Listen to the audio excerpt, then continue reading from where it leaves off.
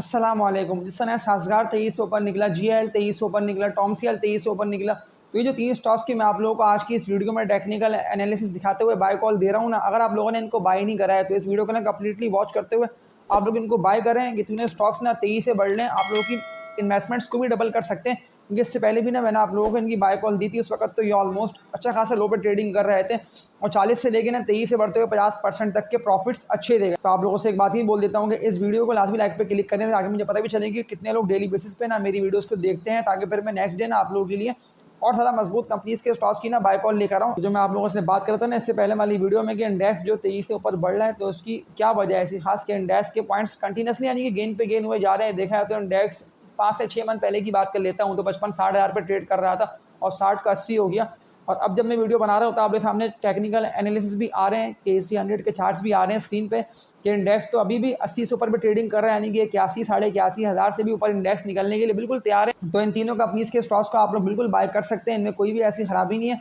और जितने भी न्यू ऑडियंस जो कि वीडियो वॉच कर रहे हैं ना वो इस चैनल को लाजमी सब्सक्राइब कर लें ताकि पर आप लोगों को बिना इस तरह की बेहतर वीडियोस बर वक्त मिलती रहे। क्योंकि मैंने आप लोगों को स्टार्टिंग से लेके अब तक जब इंडेक्स था ना ट्रेडिंग कर रहा, आप लोगों के सामने चार्ट्स भी आ रहे हैं कि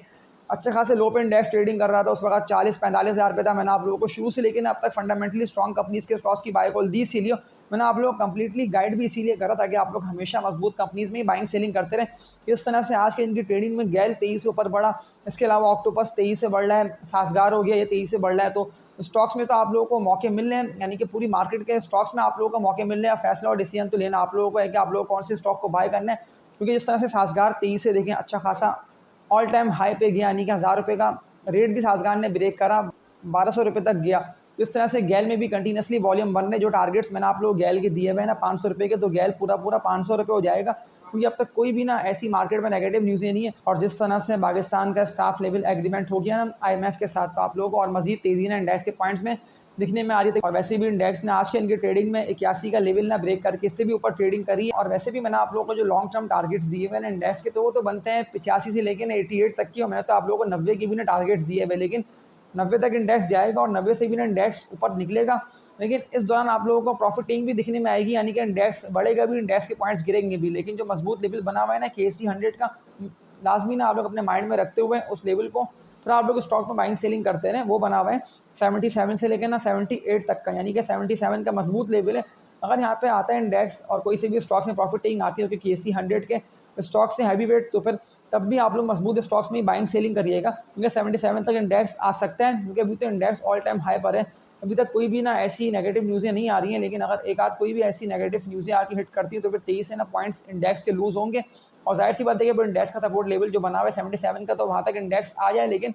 दिखने में नहीं आ रहा है कि इंडेक्स इस लेवल तक है। मैंने आप लोगों को बताया ये लेवल सेफ साइड के लिए है, कि ये लेवल मजबूत लेवल है, क्योंकि कंटिन्यूसली कोई सा भी स्टॉक हो सब में ना विद वॉल्यूम्स काम हो रहा है। लेकिन जो 3 स्टॉक्स मैं आप लोगों को बता रहा हूँ ना, मैंने अपनी पूरी वर्किंग करी है, मुझे बिल्कुल देख के लग रहा है कि इस तरह से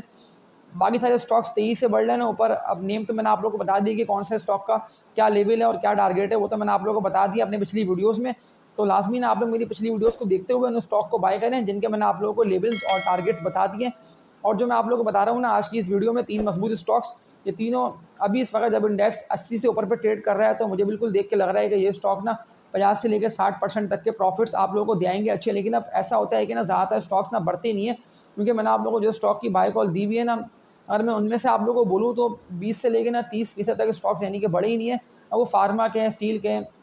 सीमेंट के स्टॉक्स हैं, तो वो ना अब तक बढ़े इसलिए नहीं है कि उनमें ना बाइंग जनरेट नहीं हो पा रही है। लेकिन अगर आप लोग उनके ग्राफ्स देखते हुए उनको बाय करें ना, यानी कि टेक्निकल लेवल्स को देखते हुए आप लोग स्टॉक को बाय करते हैं, क्योंकि जिस तरह की मार्केट ट्रेड कर रही है ना, यानी कि ट्रेडिंग वाली मार्केट भी है और इन्वेस्टर्स के लिए भी मार्केट है, दोनों के लिए मार्केट है। लेकिन अब आप लोगों को के इलेक्ट्रिक है, सिनर्जी है, हेस्कॉल है, DFML हो गया, तो इस तरह के स्टॉक्स में आप लोगों को नई एंट्री मारनी है ना, आप लोगों को बाय करने से आप लोगों को डिसीजन मेकिंग कर लेनी है। जब स्टॉक्स में आप लोग देख रहे होंगे ना विद वॉल्यूम्स काम हो रहा है, यानी कि वॉल्यूम्स बन रहे हैं और तेजी से स्टॉक ना बढ़ रहे। क्योंकि अगर मैं अपनी बात कर लेता हूँ तो मैं खुद भी ना मार्केट में काम कर रहा होता हूँ ना, तो मैं तो लेवल्स को देखते हुए और टेक्निकल्स को देखते हुए ना बाइंग सेलिंग कर रहा होता हूँ। अब ऐसा होता है कि कभी कभार ना मुझसे भी यानी कि टेक्निकल्स में हो जाती है मिस्टेक और ज़्यादातर स्टॉक्स तो ऊपर चले आते हैं, यानी कि सही वक्त पर डिसीजन ले नहीं पाते। लेकिन अगर मजबूत लेवल्स को देखते हुए आप लोग एंट्री मारते हैं ना स्टॉक्स में, तो फिर तो आप लोगों को प्रॉफिट ज़बरदस्त होंगे, क्योंकि हज़ारों नहीं बल्कि लाखों रुपए तक तो लोगों ने इस मार्केट से कमा लिए। क्योंकि जिस तरह की मार्केट परफॉर्म कर रही है, तो मार्केट ने तो सबको यानी कि मौका दिया और सबको ना चांस मार्केट दे रही है, लेकिन अब ज़्यादातर लोग ना उन्हीं बेकार स्टॉक में ट्रेडिंग करें जिनका मैंने आप लोगों को शुरू से लेकर अब तक मना करा ना कि आप लोग उनमें बाय नहीं करें। आप लोग टेक्निकल लेवल्स को देखते हुए मजबूत और फंडामेंटली स्ट्रॉन्ग कंपनीज को बाय करें जो कि जून क्लोजिंग के स्टॉक्स हैं। लेकिन जो जून क्लोजिंग के स्टॉक्स हैं ना शरिया कंप्लाइंट स्टॉक्स, तो फिर आप लोग उन्हीं में काम करते रहें, क्योंकि उन्हीं में ही लोग ना ट्रेडिंग करके पैसे अच्छे बना रहे हैं। वैसे भी जब से बायर्स है ना मार्केट में एंटर, यानी कि अगर मैं KC 100 की बात कर लेता हूँ तो 50,000 के बाद से ना बायर्स ने एंट्री मारी है। 50 से 55,000 के लेवल पर बायर्स ने एंट्री मारना स्टार्ट की। लेकिन अभी जब इंडेक्स 80 पर ट्रेड कर रहे हैं ना, तो एक सेक्टर के स्टॉक्स तेजी से बढ़ रहे हैं और दूसरे सेक्टर के स्टॉक्स गिर रहे हैं। यानी कि सेक्टर स्विचिंग एंड स्वैपिंग तो चली रही है, लेकिन इस सेक्टर स्विचिंग और स्वैपिंग में ना आप लोगों को मजबूत कंपनीज में बाइंग सेलिंग करनी है,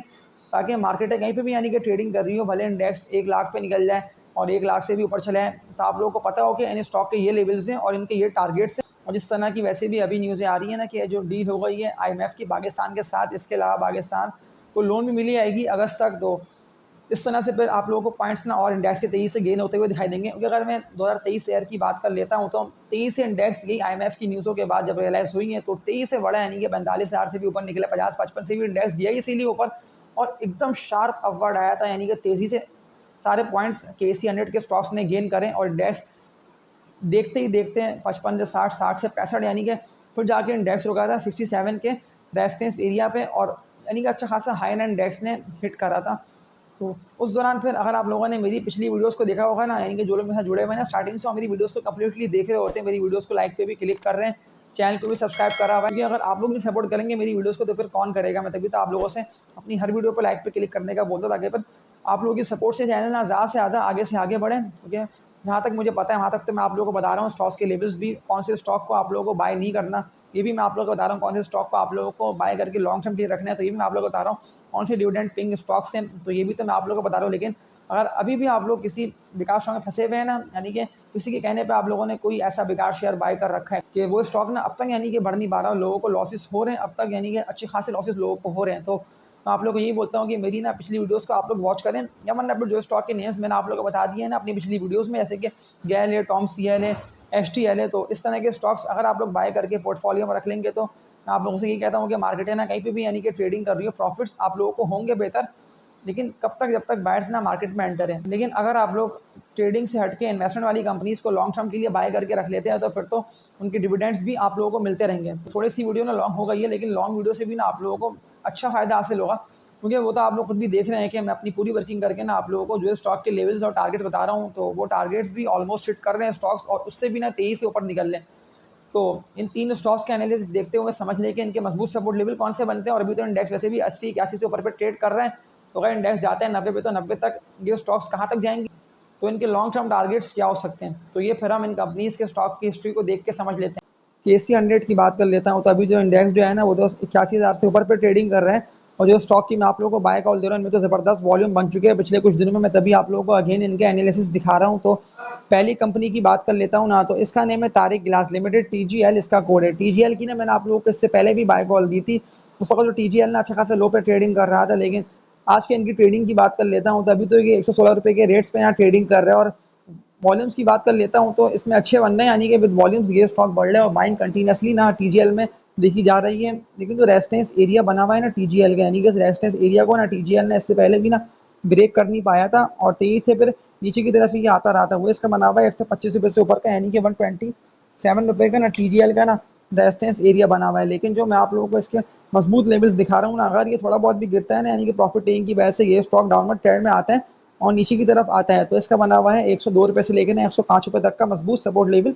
TGL का। क्योंकि विद वॉल्यूम्स काम हो रहा है इसमें, तो ये तो अच्छी बात है। और वैसे भी लॉन्ग टर्म के लिए मैं आप लोगों को ये स्टॉक रेकमेंड कर रहा हूँ। लेकिन जिस तरह सासगार हो गया, गैल हो गया, STL है, ये सारे स्टॉक तेजी से बढ़े, यानी कि एकदम अचानक बाइंग जनरेट हुई है और तेजी से फिर ये स्टॉक ना ऊपर से ऊपर निकले। तो इस तरह से आप लोगों को TGL में भी ना काम दिखने में आ सकता है अच्छा। क्योंकि अगर मैं पिछले बाय कॉल की बात कर लेता हूँ तो मैंने आप लोगों को 6 मंथ पहले इसकी बाय कॉल दी थी। टेक्निकल्स भी ये बता रहे थे कि ये स्टॉक ना इन लेवल्स पे और इन रेट्स पे ना जमा हो रहा है, तो वो तो इसके यही रेट्स थे जो कि 75-80 रुपये 85 रुपये के रेट्स थे TGL के। लेकिन फिर तेजी से उठा TGL, तो वो तो आप लोगों ने देख लिया कि तेजी से उठते हुए 100 रुपये का लेवल भी इसने ब्रेक करा। लेकिन ज़्यादातर दिखने में यह आता है कि रेजिस्टेंस एरिया के बाद ना स्टॉक बढ़ इसलिए नहीं पाता है कि ज़्यादातर ना बायर्स उसको सेल करते हैं, यानी कि सेलिंग प्रेशर बढ़ जाने की वजह से वो स्टॉक गिरता है। लेकिन लॉन्ग टर्म के लिए तो वो stock best of the best है। मैं तभी तो आप लोगों को अगेन उनके एनालिसिस दिखाते हुए बाय कॉल दे रहा हूँ। लेकिन जो मजबूत लेवल्स मैंने आप लोगों को दिखा दिए ना, तो ये टीजीएल के मजबूत लेवल्स हैं। और लॉन्ग टर्म टारगेट्स की बात कर लेता हूँ ना, अगर ये स्टॉक में मजीद वॉल्यूम बनते हैं और ये स्टॉक तेजी से ऊपर निकलता है, तो लॉन्ग टर्म टारगेट जो इसके बनते हैं ना, वो इसके बनते हैं 138 रुपये से लेके ना 140 रुपये तक के टीजीएल के। लेकिन मैं आप लोगों को यही कहता हूँ कि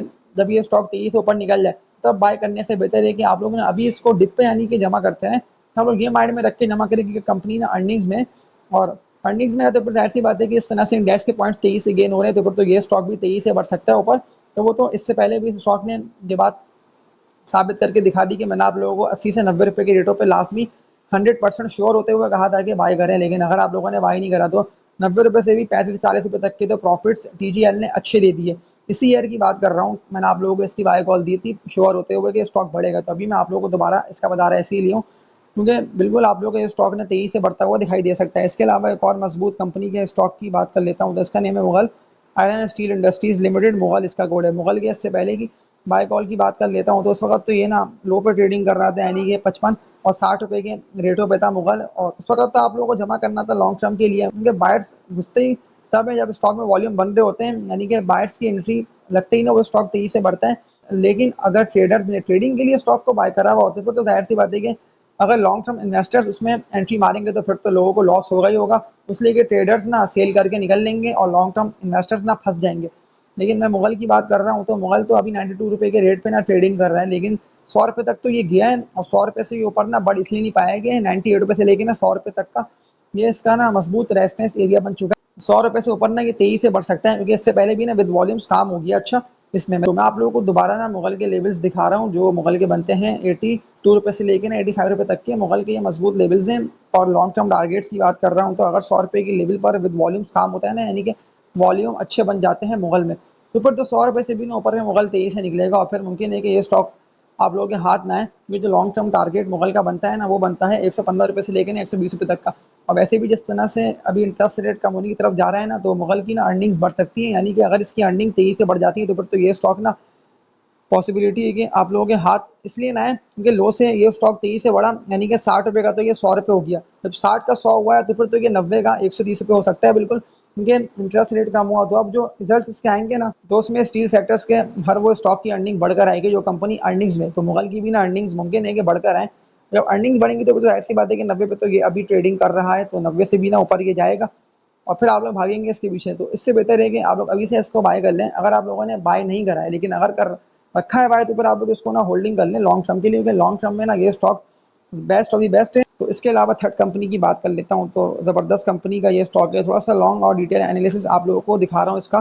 तो वीडियो को कम्प्लीटली देखें, क्योंकि अभी तो ऑक्टोपस जो है ना, वो 100 रुपए के रेट्स पे ट्रेडिंग कर रहा है, यानी कि 100 रुपए से भी ऊपर गया था 102 रुपए तक का, तो इसने हाई लगा दिया। और जिस तरह से ये स्टॉक तेजी से बढ़ा, तो मैं कहता हूँ ये वही पिछली स्ट्रीज के हाइस की तरफ जा रहे हैं। जैसे ही इसका आईपीओ हुआ था और जैसे ही ये न्यू न्यू लॉन्च हुआ था, तो ये लॉन्च होते ही तेजी से यानी कि ऊपर निकला था, और 110 रुपए से ऊपर का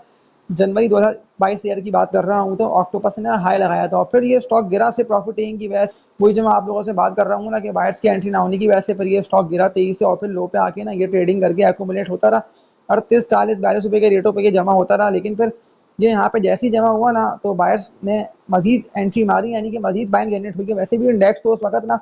ऑल टाइम हाई की तरफ जा रहा था, यानी कि अप्रैल मई की बात कर रहा हूँ इस ईयर की, तो इंडेक्स ऐसे ही 60 से ऊपर पे ट्रेड कर रहा था। और अप्रैल में जब इंडेक्स के पॉइंट्स मजीद तेजी से गेन हुए, तो फिर तो ऑक्टोपस ने मजीद तेजी से बढ़ते हुए और हाई मारा, जो कि ऑक्टोपस का बना तकरीबन तकरीबन 75 रुपए से लेकर 78 रुपए का। लेकिन फिर प्रॉफिट टेकिंग की वजह से सिर्फ ऑक्टोपस गिरा, और फिर वापसी बाइंग जनरेट होता है ये स्टॉक कितना तेजी से उठा हुआ, इसलिए कि कंपनी की ना अर्निंग्स थी। और इस तरह की अर्निंग वाली कंपनीज के स्टॉक्स का आप लोग जब भी बाय करेंगे ना, किसी भी रेटों पे भले वो ट्रेड कर रहे हैं, तो ये तो एक मिसाल है ऑक्टोपस। अगर आप लोग मेरी पिछली वीडियोस को देखते हुए आ रहे हैं, तो आप लोग मुझे कमेंट्स करके बताएं भी कि मैंने आप लोगों को इसकी बाय कॉल दी थी या नहीं दी थी लो लेवल्स पे, क्योंकि मैंने आप लोगों को जो लेवल्स इसके दिखाए थे ना, वहाँ से कितना तेजी से बढ़ा। मैंने आप लोग कंटिन्यूसली कहा था कि इसको बाय करके रखें, इसको सेल मत करिएगा, ये वही स्टॉक है जो इन्वेस्टमेंट्स को आप लोगों की डबल करेगा। तो ऑक्टोपस ने तो साबित कर दिया। तो कमेंट्स करके मुझे आप लोग बता देंगे, तो फिर मैं समझ जाऊंगा कि कितने लोग ना मेरी वीडियोस को देख रहे होते हैं, ताकि फिर मैं आप लोगों के लिए और ज़्यादा फंडामेंटली स्ट्रॉन्ग कंपनीज के स्टॉक्स की और अच्छे कंपनीज के स्टॉक्स की ना बाय कॉल लेकर आऊँगा। क्योंकि मैंने आप लोगों को इससे पहले भी ना वही स्टॉक की बाय कॉल दी, तो वो तो आप लोगों ने खुद भी देख लिया कि तेजी से ऊपर निकले और अपने लॉन्ग टर्म टारगेट्स भी ज़्यादातर स्टॉक्स ने हिट कर लिए। और जो टारगेट बनता है ना ऑक्टोपस का लॉन्ग टर्म, वो बनता है 125 रुपये से लेकर 130 रुपये तक का, यानी कि अब तो ये अपने 110 से लेकर 112 रुपये का जो इसने हाई लगाया था ना तकरीबन 2 साल पहले की बात करूँ जब ये लॉन्च हुआ था 2022 ईयर की, तो 2022 ईयर वाला टारगेट भी ऑक्टोपस ना ब्रेक करके इससे भी ऊपर निकल सकता है। तो बिल्कुल आप लोग उसको अभी बाय कर सकते हैं, इसमें कोई भी ऐसी खराबी नहीं है, ये और मज़ीद तेज़ी से बढ़ सकता है। तो ये था इन तीनों कंपनीज़ के स्टॉक्स का टेक्निकल एनालिसिस। और लास्ट बात मैं आप लोगों से ये बोल दे रहा हूँ कि मेरी वीडियोज़ को लाज़मी आप लाइव पे क्लिक करा करें, और जितने भी न्यू ऑडियंस जो ये वीडियो वॉच कर रहे होते हैं ना, वो इस चैनल को लाज़मी सब्सक्राइब कर लें, ताकि फिर आप लोगों को भी ना इस तरह की बेहतर वीडियोज़ बर वक़्त मिलती रहे। तो इस वीडियो को एंड करता हूँ, तब तक के लिए अपना ख़्याल रखिएगा। अल्लाह हाफ़िज़।